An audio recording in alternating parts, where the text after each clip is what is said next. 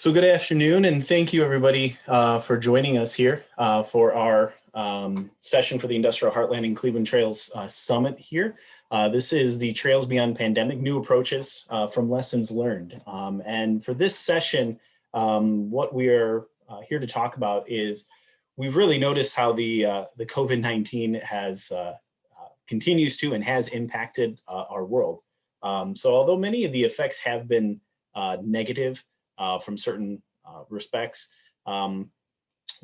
We also realize we've witnessed some real positive impacts as it pertains to trails, parks, increase in new users, and how existing users use this space. So what we wanted to do in this session was we brought together emerging leaders in park and community space management to discuss how the pandemic has related to their work, how it's impacted their work, and begin to kind of ask the question of how do we take these lessons from the pandemic and how we can inform new approaches as it relates to facilitating access, programming, design, and even operations as we continue to move forward.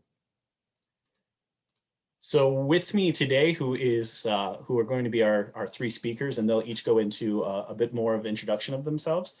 We have Nate Eppink, Director of Medina County Park District, Sarah O'Keefe, Director of Sustainability from the MetroHealth System, and we have Annie Pease, Director of Transportation from University Circle Incorporated. I'm going to be your monitor today. My name is Arthur Schmidt. I'm a project manager and planner with OHM Advisors and part of the planning committee for the Trails Conference.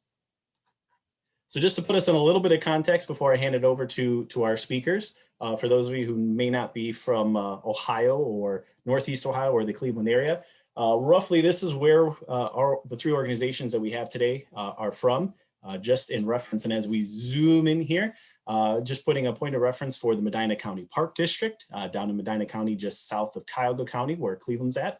MetroHealth, the main campus, located right there at the intersection of 176 and the 7190 corridor, and then University Circle located on the east side of Cleveland for your reference. So with that, I'm going to hand it over to each one of our speakers. First, I'd like to welcome in Annie Pease, again, Director of Transportation from University Circle Incorporated, to introduce herself and just to give a little brief overview of her organization and what she saw during the COVID-19 pandemic. So Annie. Great. Arthur, thank you so much. Hi, everyone. Thanks for tuning in. As Arthur mentioned, my name is Annie Pease. I'm the Director of Transportation for University Circle Incorporated. Next slide, Arthur. So a little bit about University Circle as a neighborhood and then UCI as an organization.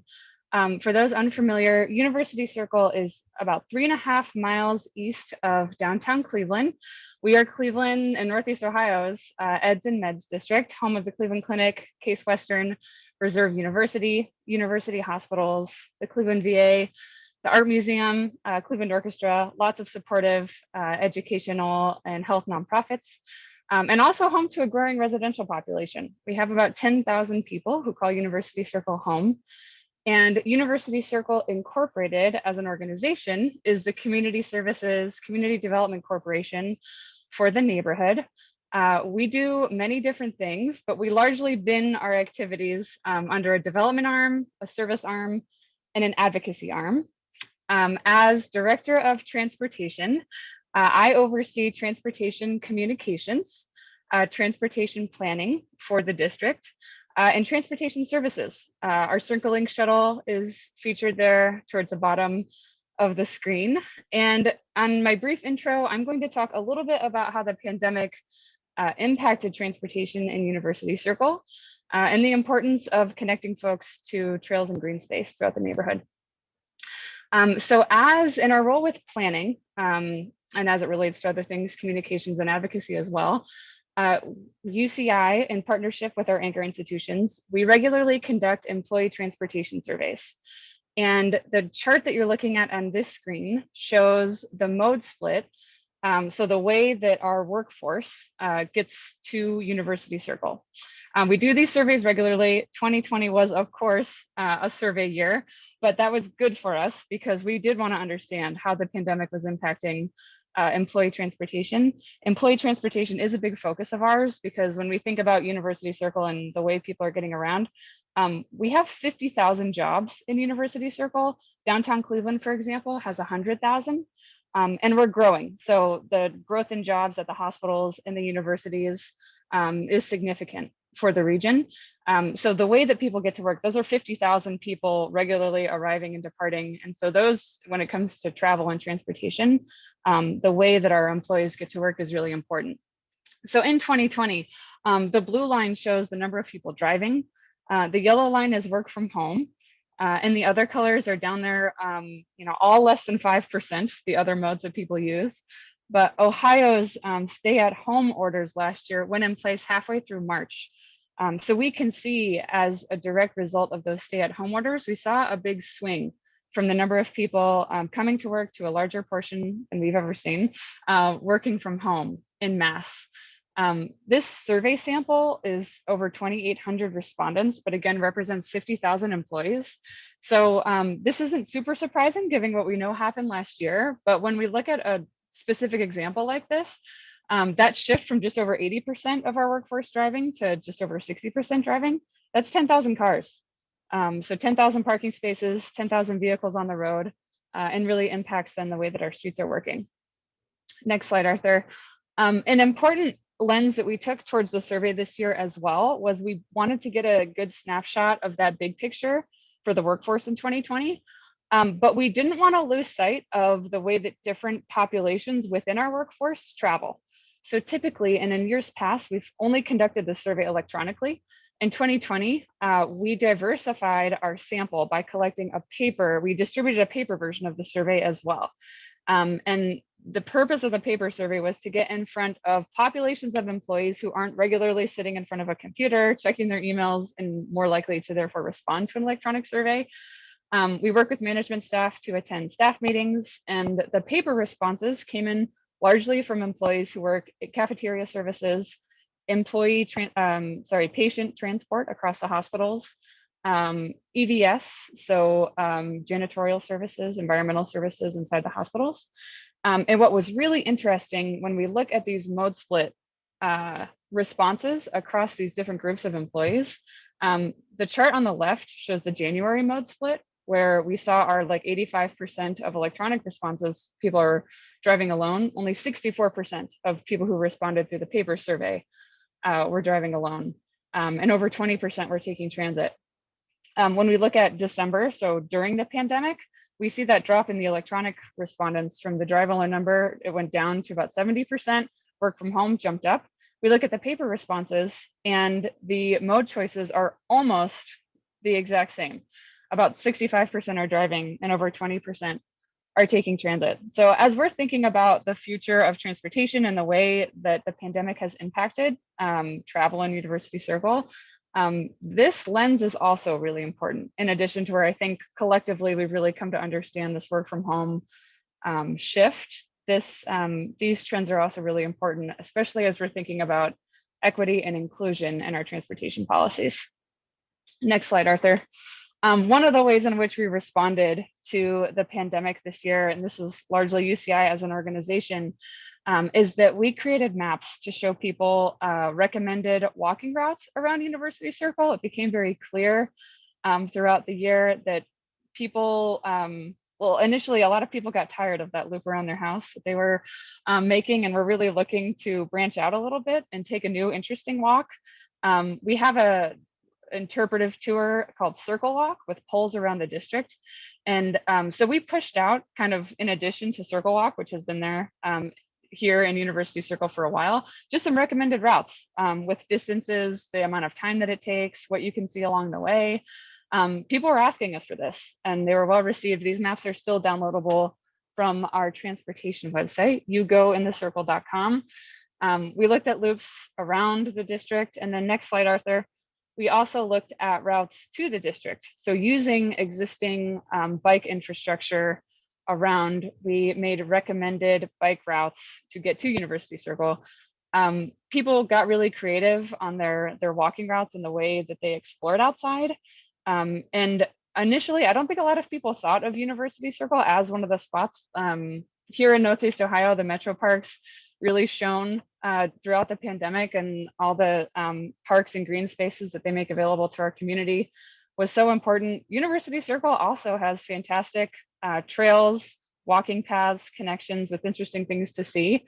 And we're also well connected by bike infrastructure through the Euclid Avenue bike lanes, as well as the Lake to Lake Trail, which spans from the Shaker Lakes up to Lake Erie. So we just highlighted those assets as a reprieve for mental and emotional health that lots of people are looking for, and also just an interesting way to explore the district. Next slide, Arthur.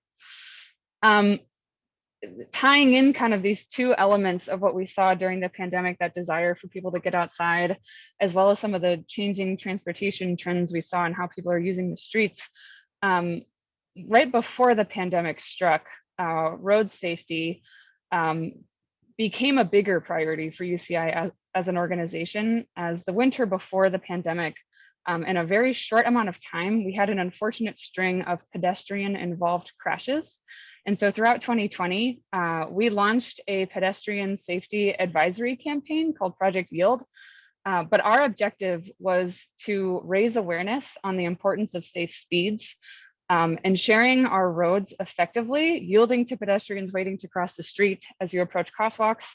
Keep an eye out both directions, especially in the winter time as it gets darker earlier. And we have a very walkable urban district throughout the year. Those darker hours throughout the winter time are particularly dangerous for pedestrian safety. But we really doubled down on this throughout the pandemic. With fewer cars on the street, ODOT did a lot of looking at speeds on both highways and urban streets as well. And we saw that cars were traveling faster with fewer cars on the street, less traffic. That has an inverse relationship with yielding to pedestrians and road safety. So we felt it was especially important throughout the pandemic to push this message out to our community, both in the interest of our residents getting around safer, and then our workforce who's coming to work. 20% taking transit includes a walk at the end of their trip, every direction. So this was critical throughout the year. Next slide, Arthur. I wanted to highlight here that we worked closely with the City of Cleveland's Vision Zero initiative, which I think we'll get more into in our Q&A.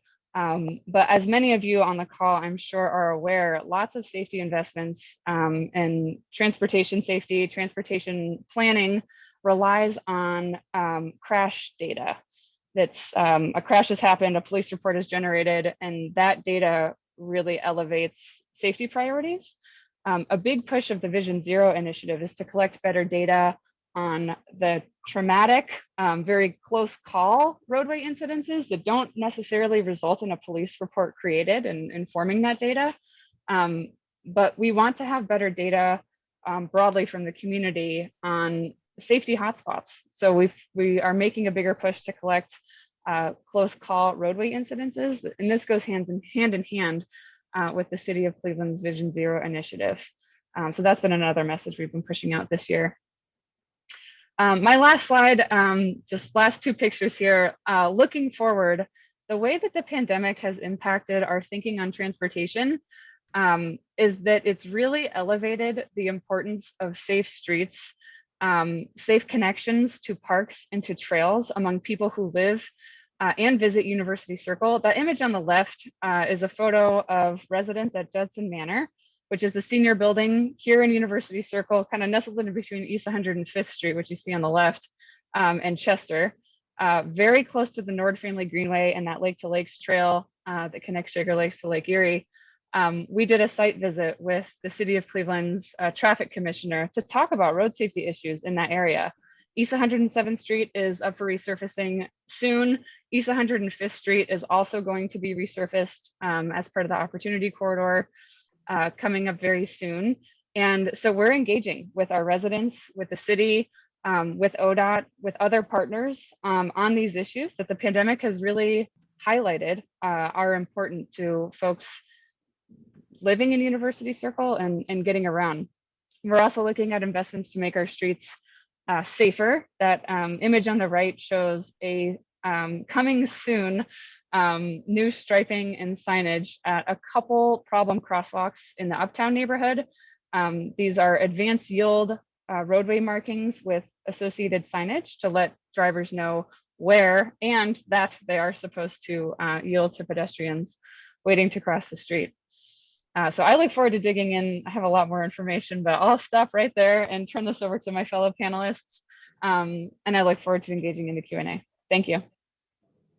Thank you, Annie, for that introduction. And now I would like to welcome on for her introduction, Sarah O'Keefe with the MetroHealth system. So Sarah. Hi, everybody. Thanks for being here today. I'm excited to talk to you about what the MetroHealth system is doing in the community with its community partners. And as Arthur already said, I'm the sustainability director for the MetroHealth system. So just a little context about our organization. We are a public health system located in Cleveland, Ohio, as you saw. In the top left picture here in the back, the beautiful Lake Erie and downtown Cleveland. There's a main corridor called West 25th that travels north-south. And down to us in the foreground here, this is our campus. It is over 100 years old. Our hospital is 183 years old. And we have a very large built out campus, 52 acres. The reason why I'm going into detail on this is because we're currently in the process of transforming that campus. 2014 really helped highlight the non-viable nature of our older buildings. And so we embarked on this campus transformation. Like many other healthcare organizations, we are also transforming the way that we deliver healthcare. As our president and CEO, Akram Boutros, says, it's not enough for healthcare institutions to deliver medical care. We are going to deliver healthcare. And what he's referring to is that, as a lot of us know, our health outcomes are not based purely on our medical interventions. That's like 20%. The other 80% of your health depends on social factors like employment, physical environment, those connections to your daily needs, whether they're transportation connections or virtual connections, to things like work or school, food access. And we need to be here as a public hospital. We need to be here to continue to serve our communities. We, again, public health systems serve anybody who come through their doors. And for us, that's 64% of our patients are either uninsured, Medicare, or Medicaid.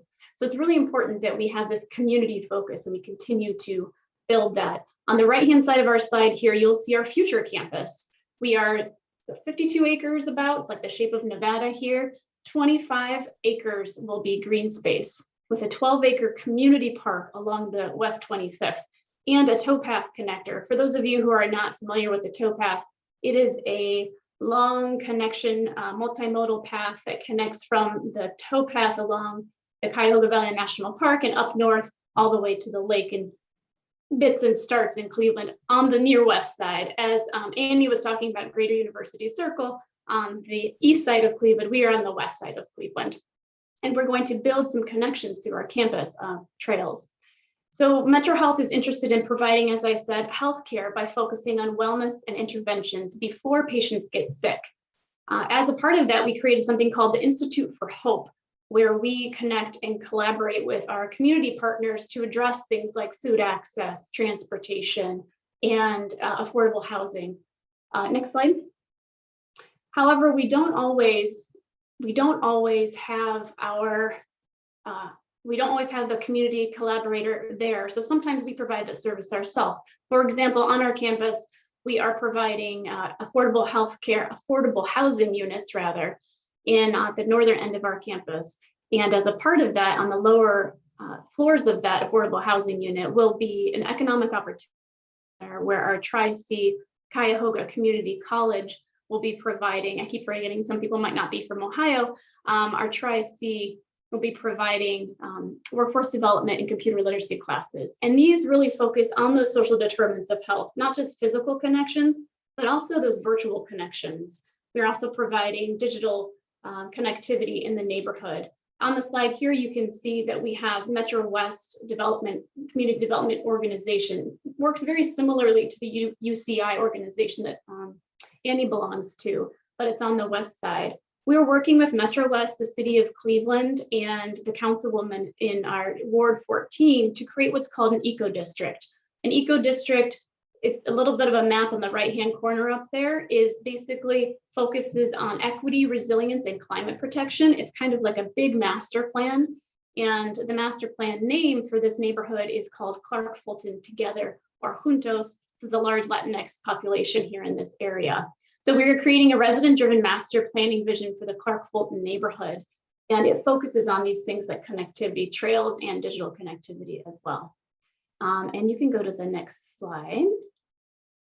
As a part of that community, as part of that campus transformation and the community transformation, that master planning, we are going to have that 12-acre community park. And here on the left-hand side, you can see what entails, what the big vision is for that park. But also on the right-hand side, we worked with our community to see, and this was during the pandemic, we worked to see what was important to people. I think the feedback that we got points to things that people were thinking about during the pandemic, getting outside. You can see that trails and sports, playing and important in the community park, but also things like markets. So we learned from the pandemic that the things we already knew about, these social factors that help determine our health, really come to the fore during something like a pandemic, where the most vulnerable of the vulnerable don't have things like a digital connection or possibly a physical connection to their workplace, to their grocery store. It becomes exponentially harder during these times. So when we think about building this future park and building that trail connector that connects this park, not just to physical fitness, but also mental well-being, mental health, prescribing vitamin N for people to improve their health is very important, vitamin N being nature. So as an employer, how do we think about that? You can go to the next slide. And furthermore, how do we think about our own employees? As Annie mentioned in the eds and meds section on the east side of Cleveland, there was a huge uptick in the amount of people working from home. As a healthcare institution, only a certain number of people can really do their jobs from home. For MetroHealth, that really underline the need to make sure that we're getting our essential employees, like those frontline workers, nurses, environmental services, food workers, to work via things like public transportation and biking. So as we take those two things, employee transportation, community support, social determinants of health, we think about that towpath connector and those paths and connecting safely to this new community park. Go to the next slide. This becomes what we're thinking of now. This is a conceptual plan for our park and our space that we will be, it's actually being discussed this very week here in Cleveland in the Clark Fulton. So if you're in Ohio or in Cleveland, check it out, clarkfultontogether.com. And we, on the right-hand side, there's our park site. It's 12 acres for reference. For those of you who've been to Millennium Park in Chicago, that's the kind of size overlaid on Millennium Park. And you'll see our park circulation diagram where it is, we don't just focus on getting to the park, but within the park, connecting to the neighborhood. And again, this towpath. And also along West 25th, we have quite a few transit routes. And how do we connect to those, both for employees, community members, and patients? And another important point, thinking about the decreased dependency on cars. It's better for air pollution and carbon emissions, of course, for all of our health. I think that trails really have this advantage of protected travel and the opportunity to be nature corridors and connectors, but also connectors and corridors to employment centers and other social determinants of health needs. And then thank you. I'm gonna stop there and pass it off to Nate, who's next. Thank you, Sarah. And now, last but certainly not least, Nate Eppink, our Director of the Medina County Park District. Welcome you up to give a brief introduction of yourself and the organization. Thanks, Arthur. Yeah, everybody, I appreciate the opportunity. I'm Nate Eppink, the Director of Medina County Park District. I've been with this organization for a little more than 3 years. The Medina County Park District has been around since 1965. And our mission is really about three things: enhancing quality of life through 1, education, 2, conservation, and 3, the protection of natural resources. This is a map of the county. And if you live in Medina County, we are funded primarily by a real estate tax. So unless you live up in the northeast corner, you might be able to read the Cleveland Metro Parks Hinckley Reservation. If you live up in Hinckley, you don't pay into our park district, but anywhere else you do. Compared to some other organizations, our neighbors, if you will, We're relatively small. We're located about 40 minutes south of Cleveland. So Cleveland Metro Parks to the north, they've been around more than 100 years. They have a lot more acres than we do. And we're about 30 minutes west of Akron. So the Summit Metro Parks is also older and larger, but Medina County is developing at a pretty rapid rate. We only have 35 employees here at Medina County Park District, but we manage more than 7,000 acres. We currently have 18 different open parks and preserves. We also have multi-purpose trails for hiking, running, and biking. Really, passive recreation is a big part of what we do. So again, opportunities for hiking and biking. We offer a number of public programs throughout a typical year, and a lot of school field trips. I mentioned that real estate tax that you pay into if you're a property owner. To put that into perspective, our annual budget for everything that we do is about $6.5 million per year. That includes carryover. We don't spend that all in one year, but that's what we have to work with. A couple things that I'm really proud of is since 2019, we've brought in more than $3.8 million in grants for land acquisition and other projects. We've acquired 432 acres during that span, and we have another 203 acres under contract currently, and even more on our radar. Here's an admission. We don't do a very good job of tracking visitation in any year, let alone during a pandemic year. But I can tell everyone viewing this that anecdotally, 2020 was a banner year for parks. And I see some of the participants here. I've seen Cleveland Metro Parks and Portage Park District and Stark Parks. So there's other organizations like ours represented among the attendees. And I'm sure they would all agree that visitation was through the roof. Part of that is because for a good stretch of 2020, at least in Ohio, we were the only things open. So people had a chance to reconnect with parks, maybe find a new favorite park. And we also have been planning for new areas, new parks and trails. Someone shared with me just last month a sentiment that I hadn't even considered, and that's that in 2020, Medina County Park District saved lives. And that was really a powerful statement.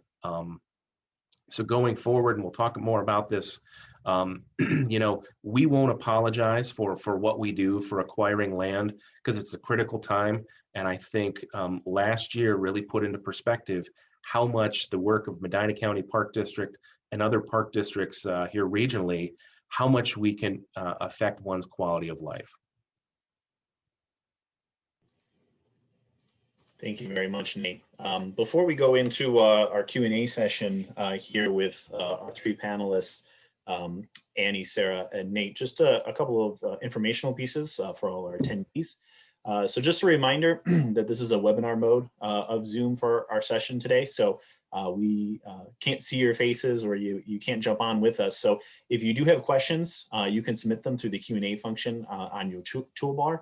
It should be either at the bottom of your computer or the bottom of your phone. Just click on the Q&A function. You can submit your questions here, and I will ask them of our panelists. All of our sessions are being recorded, and they will be available to see at ihearttrails.org, as well as the Rails to Trails Conservancy's YouTube channel. So if you want to go back and listen either to some of the questions or to some of the introductions that our speakers gave, you can go to either of those avenues for that information. Another reminder that continuing education credits, CEUs, and AICP continuing maintenance credits will be available for this session. Information will be provided in the chat here in just a bit, and it's also provided on our website under the agenda topics. We also ask that all the attendees after the session, if you would please fill out an online session evaluation once the session closes. A link to that, once again, will also be provided into the chat for you all to click on that. And then lastly, before we head over here to the Q&A session, 15 minutes after this session, beginning at 3:45, we will be having our Showcase of Trails, Projects, Programs, and Champions. We hope that you can join us, continue joining us for that session. So immediately following this, about 15 minutes after at 3:45, our showcase of trails, projects, programs, and champions. So with that, I am going to stop sharing so you can see everyone's wonderful faces here. And I'm going to kick off with a question that I had, as we'll give everyone time to submit their own questions here. And I'd like to start with you, Nate, and then go to Sarah and Annie, because I think each of you began to talk about this, about the role that conservancy can have on the health of our region and also the personal well-being. So Nate, specifically, as you talked about, you talked about your organization's role in conservancy. Sarah and Annie, you've talked about how your organizations are looking for those spaces to conserve and to create. So Nate, you're in a very unique situation here where you have kind of a little bit more land at your hand, right? I know it's not that easy, but you have a little bit more land at your hand maybe than Sarah and Annie with their organization. So I wonder if you can kind of build on that and talk a little bit more about that role conservancy has both now and to the future and in the future. Sure. Well, conservation, of course, when I mentioned the 3 items that are kind of the top of our list when it comes to our mission, conservation is included in that. And, I had made reference before to the Cleveland Metro Parks. That's an organization where my career in parks started about 20 years ago as an intern. And knowing what I know about the history of parks in Ohio, I'd like to kind of think of our role now as maybe that of Cleveland Metro Parks 60 or 70 years ago.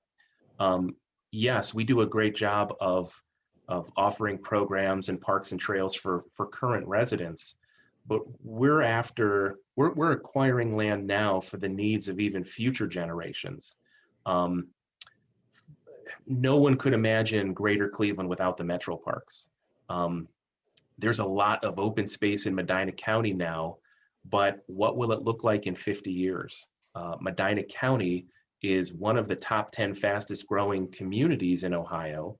And there was just 1 week last October, there were 7 new subdivision plans submitted to the county planning department, in the eastern part of Medina County.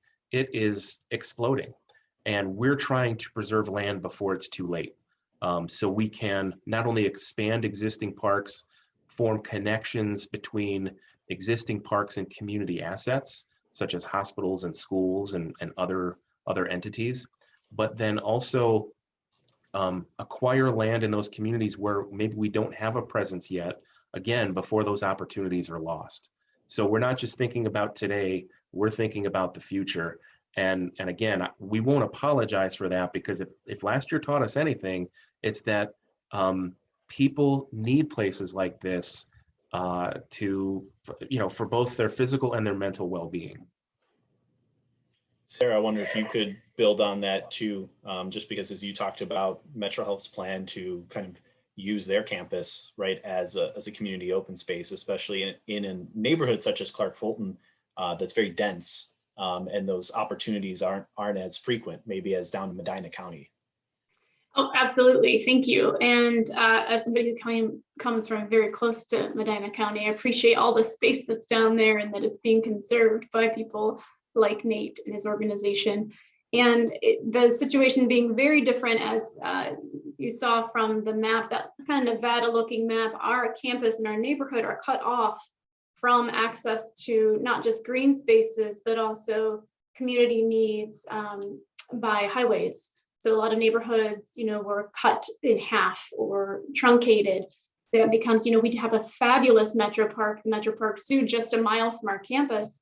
And it's great if you are on the bus or driving a car. It's not very walkable. It's not very bikeable. So this, and in that neighborhood, the view that we gave earlier in the presentation, there is not a lot of green space where people can do things. There's a lovely cemetery. There are a couple of good ballparks.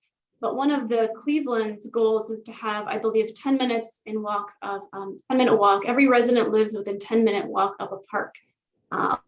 Parks are in various states, but in this neighborhood, there's opportunity to have our land and use it for things more than just our campus, just for our employees and patients. Our community members are there every day. Our patients come and go routinely, and so, but our employees and our communities members are there every single day. So how can we use this space to do that prescription of nature, right? For so many different things, benefits of physical health and well-being, but also, as Nate mentioned, this mental health and well-being. I think the COVID pandemic definitely has underlined that. If you listen to podcasts these days, I feel like every single one is sponsored by a mental health provider. It is vital that we have these kinds of spaces for community members and employees. I also want to mention that when we think in this dense area about a park, we need to consider how people get to that park. In the carlessness, we'll say the access to cars or the car ownership in Northeast Ohio varies widely from about 15% in Akron to 25% in Cleveland average. And if folks need to get a car, even though we're a very walkable city that has changed with the highways and the advent of car-focused transportation. So how do we make sure that when we build a community park that you can connect to it in ways that aren't just driving by car or even carpooling? We do have that access, of course, but we want to make sure that we're thinking about that towpath connector. Again, that idea of not just the park, but the corridors that connect to them. These trails can really be a vital part of all of that, coming into our space for access to nature, but also access to other things, local businesses in the neighborhood, schools, daycare, what have you. Annie, what about your take on that? Especially, I think what an advantage you have with respect to University Circle, obviously, is the museums and all the spaces around the museums, around the universities. There's obviously public space associated with that. But obviously access to those spaces is still critical. Certainly. In University Circle, Arthur, as you mentioned, those areas around the museums are fantastic open parks, green spaces that welcome people from the community regularly. And those institutions serve, right, both that like cultural going inside of a museum, but also experiencing it from the outside. And truly that's getting better and better in University Circle. A challenge that we have in University Circle is that as we are in the city, as we are very dense, we have lots of people close to lots of those assets and recreational opportunities, but we're also accommodating the through traffic from the eastern suburbs, both sometimes it's through traffic, sometimes it's to University Circle, but we're accommodating that traffic, that commuter traffic to the Cleveland Clinic, to University Hospitals, to Case Western, to the Cleveland VA, and then similarly the through traffic to downtown. So we have roads that are operating and really prioritizing vehicular through movements that are side by side with some of these amazing parks. Rockefeller Park is a great example, coming off of Interstate 90 down to University Circle. It's a major commuter connection from the highways down to University Circle, an efficient way to get there. But Rockefeller Park is also a city park. It's a neighborhood park for people who are visiting University Circle in the neighborhoods nearby, as well as people who live in the neighborhoods nearby and around University Circle. So it is a, it feels like a balancing act sometimes, maintaining that the function those roads are really designed to serve.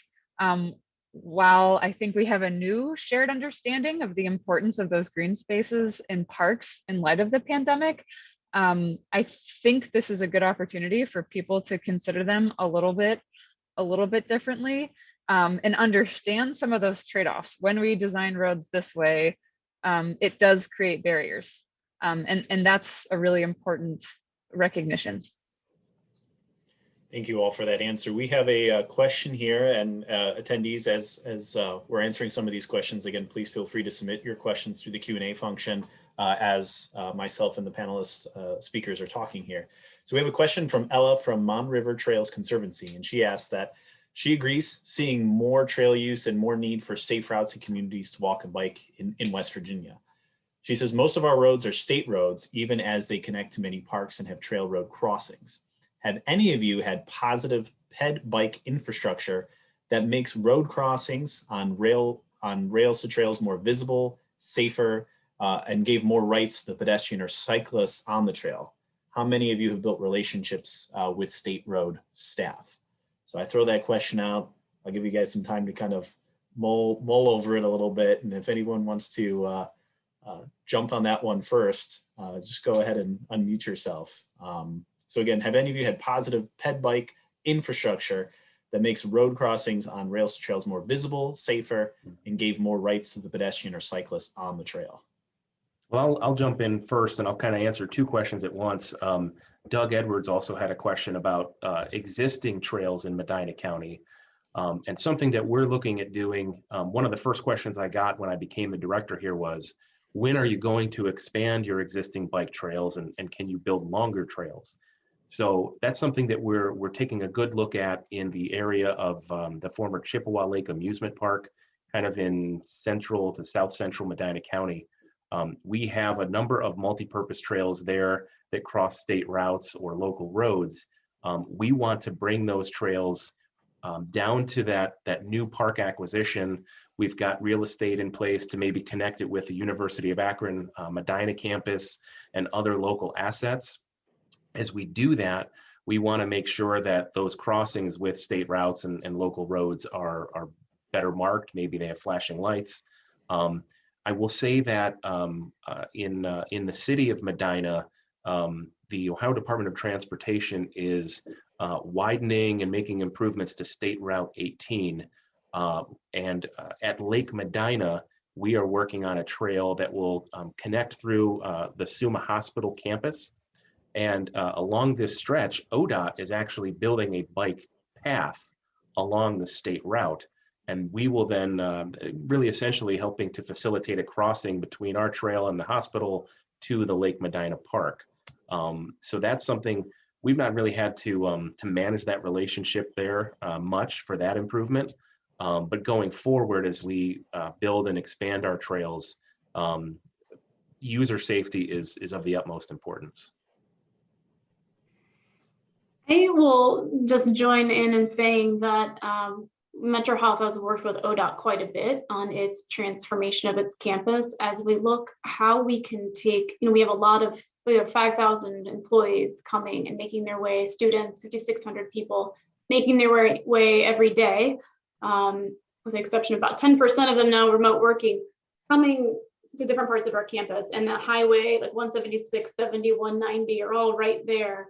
And it tends to, this is definitely an opportunity to improve how those crossings work, or how the vehicle access to our campus works, so that we can take some of the traffic off of the smaller arteries like West 25th and to the west, and then Fort Valentine's on the northern edge of our campus, because Valentine especially is a residential road that comes right off of the highway. It's connected right to the highway ramps for 176.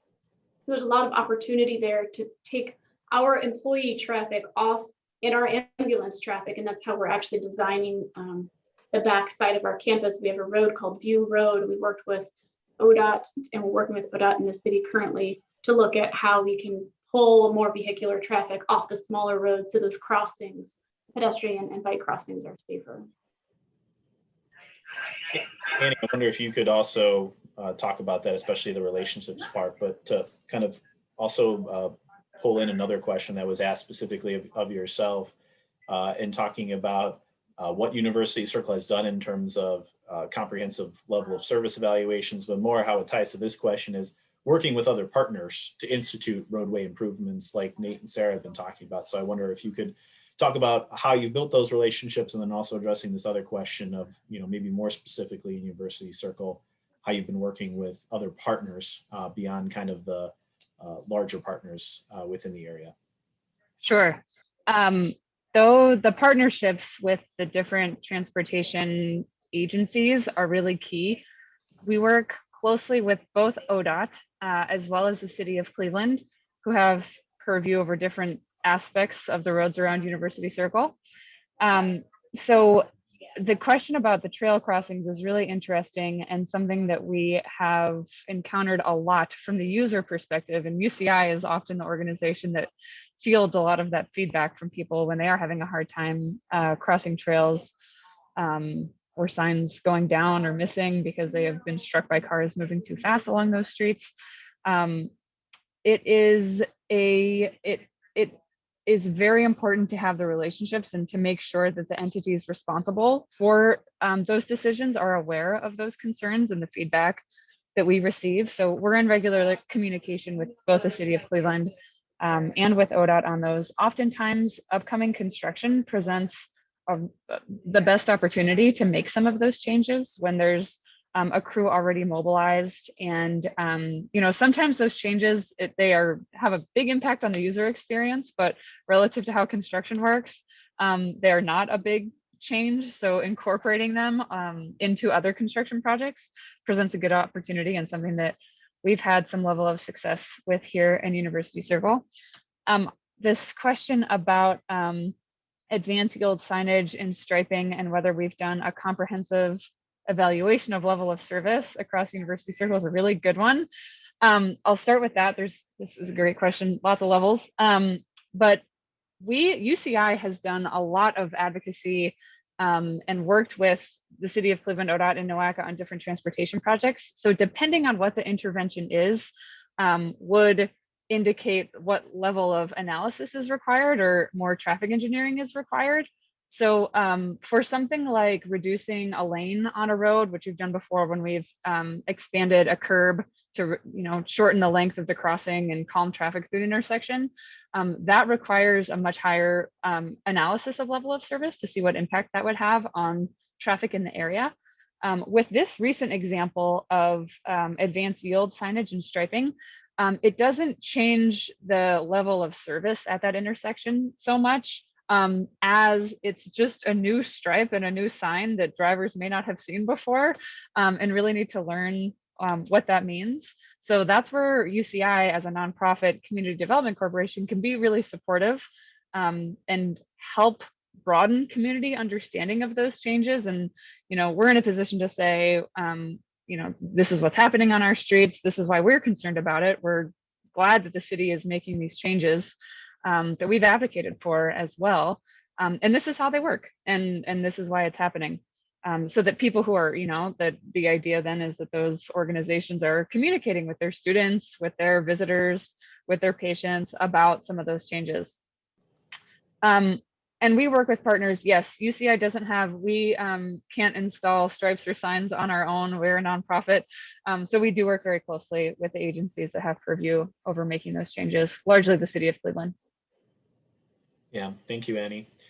Another question that came through, and we've talked about this kind of during our prep for today too, was how do you imagine either, whether it's yourselves within your role in your organizations or your organizations themselves, changing your operations moving forward due to the pandemic? What are some of the things that, each of you talked about different things that you witnessed, that you heard. Nate, you talked about, some of the feedback that you received from individuals. Sarah, you talked about how this kind of, coincided with the work that MetroHealth was doing before the pandemic hit. And then Annie, same thing about some of the programs and work that you all were doing at University Circle. And then the pandemic hit. And then all these kind of new observations started, arising, whether it's through data that you obtained or, Nate, it's just through conversations that you've had by going out there, observing and talking with individuals. So how do you take that information and put it all together and move forward either individually or with your organizations as we are starting to come, seeing the light at the end of the tunnel with this pandemic and starting to get back into some normalcy here? What is the shift? Are there new programs? Are there new ways to handle things? New ways to go about things? Does this heighten certain elements, whether it's trails, whether it's park, whether it's health, anything along those lines? Sarah, I'll hand it off to you maybe to kick us off here. Sure, thank you. Absolutely. We, as a large employer, we have been, and a healthcare employer, our operations have been significantly impacted by the pandemic. Before the COVID-19 pandemic, our telehealth appointments were very low, right? But they have exponentially increased. And we have found as an organization that patient satisfaction with those kinds of appointments has really been very positive. We don't have people, and on the transportation side of things, this is great in a lot of ways because you don't have people traveling back and forth to appointments. They can just call up if they have the ability to do that. And if they don't, we can also provide those kinds of, it's important to highlight that and think about how we provide resources to be equitable in the telehealth appointment world. But we also are decreasing transportation miles, traffic, and decreasing the potential conflicts between pedestrians, bicyclists, and vehicular traffic, as well as what we're thinking about is our employees and how they commute to work. As I flashed up a picture of employees riding bikes and transit, we subsidize, we sponsor rather the Greater Cleveland RTA MetroHealth line that goes up West 25th.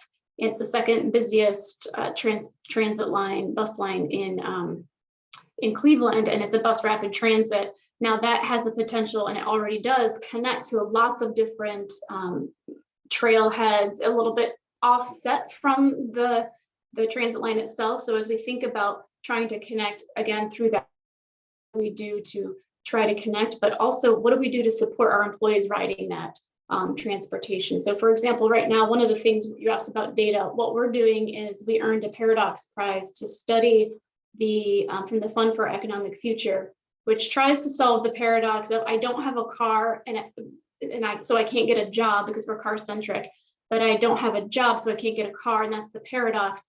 So we're subsidizing transit passes, employees being those that say I have a social determinant of health transportation access challenge to get to work or to my medical appointments or to get food or to get to school.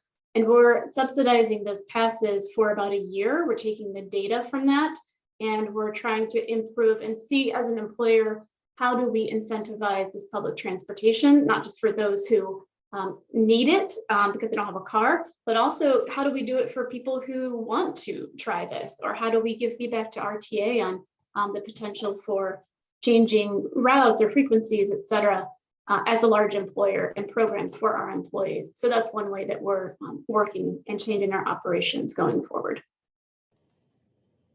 Annie, how about yourself from your perspective? Sure. On a lot of our, as it relates to our public spaces and parks, UCI has a management agreement with the city of Cleveland over Wade Oval Park. So this is a green space between Cleveland Museum of Art, Cleveland Museum of Natural History, and the Cleveland Botanical Gardens. And throughout the pandemic, we were not able to host those big in-person events as we usually do. Those familiar with Cleveland may be familiar with the Wade Oval Wednesday Summer Concert Series. That's an event that UCI puts on. We do the Circle Village after event following Parade the Circle, and then a Winter Holiday Circle Fest as well. The kind of lack of opportunities to provide those bigger events for the community throughout this year was really hard. And we heard from people about that a lot. So I think to some degree, not to dodge your question, but I think to some degree, it kind of reinforced some of these things that UCI has done for a while and their importance to the community to continue doing them. And then largely just our community engagement around our road safety work. It's something we're putting a lot of effort to hear more from people who are impacted, the users who are impacted by our transportation system. We're putting a lot of effort into engaging with those populations. And that's something that we've really ramped up throughout the pandemic, and we anticipate staying in place over time. Nate, for yourself and your organization, does this make seeking those additional lands for conservancy easier, harder, maybe, since there's clearly the demand has obviously been seen by officials beyond, I think, within your organization. That's another piece of this too, I'm sure, from your perspective, is that, you know, it's not just Medina County Park District employees who are kind of ringing this bell of saying how this is important. As Sarah and Annie have talked about, I think others are seeing their importance, the stories you mentioned. So does this make it a little bit easier? Does it make it tougher maybe with negotiations? How do you see it moving forward for your organization? Yeah, good question. I guess it's both easy and difficult. I got a call today from someone who wanted to talk about donating land, just a call, out of the blue. Last October, in the brunt of COVID, I got a call from someone in a community that we don't really serve currently, wants to donate 190 acres to us this year for the purpose of a new preserve. But meanwhile, the cost of land is soaring. So, we've got to be strategic in our acquisitions, and we'll certainly take donations from anybody watching here. But, to answer your question to Sarah and Annie, I think my personal approach is I think when I became a dad, I became a better manager and a more understanding individual. Arthur, with a young kid at home, a young baby, you'll find this too. There's a lot that goes into just showing up every day. And if you can do that, that's half the battle. I think COVID has made me a more understanding manager as well. People often forget about the human element. Early on and throughout COVID, I didn't make any decisions based on what people wanted necessarily, or based on worries of public perceptions. The health and well-being of my staff and of our visitors was number one. So we still have not opened our nature centers. They'll open in a few weeks. We still have not turned on our drinking fountains. They will open. We will turn them on in a few weeks. People forgot when we closed some features or some facilities early on, people didn't understand why. And I said, it takes people to manage these things, and we're trying to limit interactions. And we're trying, I've got people who might have possible symptoms, and we're trying to keep everybody safe. But, going forward, I think it's the people that we serve. And so how we serve them, how we treat people has to be number one. We're very fortunate to be here still and in this moment in time. And so we're making the most of it. And if it's providing trails or acquiring land, we're trying to crush it in all aspects, if you will. No, thank you, Nate. So in closing, I really want to thank Nate, Sarah, and Annie for your time today. I want to thank you all for your insights and your discussion related to the observations that all of us have been making here during COVID, and how we can take those observations and turn them into actions here moving forward, both now and into the future. All of those who attended today, we want to thank you for not only attending this section, but attending this virtual conference. I can tell you that a lot of individuals have been working very hard to put this on this week, a lot of countless hours, and we appreciate all their efforts, and we appreciate you all being here. Just as a reminder, continuing education credits, AICPCM credits will be available. That CEU information has just been posted within the chat link that you can follow. After this session, again, we asked if you could take our survey link for this session. Again, that link has also been posted in the chat box. And then lastly, starting here in about 15 minutes at 3:45 is going to be our showcase of trails, our projects, programs, and champions. It's going to be a great session, a great opportunity to highlight and to award a lot of great projects, programs, and individuals who've helped put these all together in the past couple of years. That link is also in the session. Again, thank you all for joining us. Thank you, Nate. Thank you, Sarah. And thank you, Annie, once again for all your time and for being here. And I hope that you all have a great rest of your week. Thank you all for joining us.